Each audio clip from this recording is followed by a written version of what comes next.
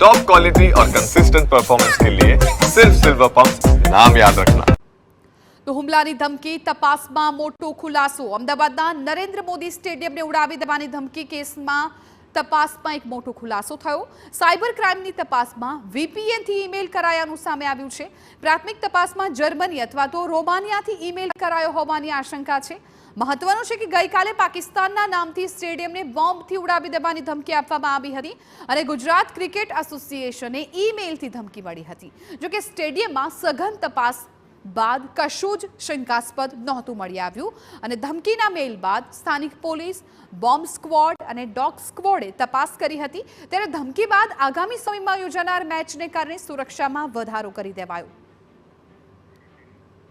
આગામી દિવસોમાં મોટેરાના નરેન્દ્ર મોદી સ્ટેડિયમમાં યોજાનાર આઈપીએલની મેચને કારણે પોલીસ પણ સતર્ક થશે સ્ટેડિયમની સુરક્ષામાં વધારો કરાયો છે અને જરૂર જણાય તો વધુ પોલીસ ફોર્સ પણ તૈનાત કરવામાં આવશે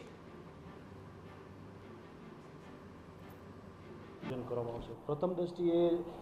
તપાસ કરતા આ જે કંઈ ઈમેલ આવે છે તે ઈમેલ વીપીએન અને ટોર વેબ બ્રાઉઝર ઉપરથી અલગ અલગ જગ્યા ઉપરથી આવેલ હોય એટલે જે તે સમયે આ મેલ ટ્રેસ ન થાય એ રીતે જે તે વખત મેલ કરનાર દ્વારા ખાસ ધ્યાન રાખવામાં આવેલ છે પ્રથમ દ્રષ્ટિએ આની માહિતી અમે ગૂગલ પાસેથી માગેલી છે પ્રથમ દ્રષ્ટિએ જે માહિતી આવી છે એમાં એના જે આઈપી એડ્રેસ અમને મળ્યા છે તે બર્લિન જર્મની અને રોમાનિયા ખાતેથી જે તે વખતે આ મેલ થયેલા છે 2 વખત આનો યુઝ થયેલો છે તો 2 વખત આ આઈપી એડ્રેસ આઉટ ઓફ કન્ટ્રીના જણાય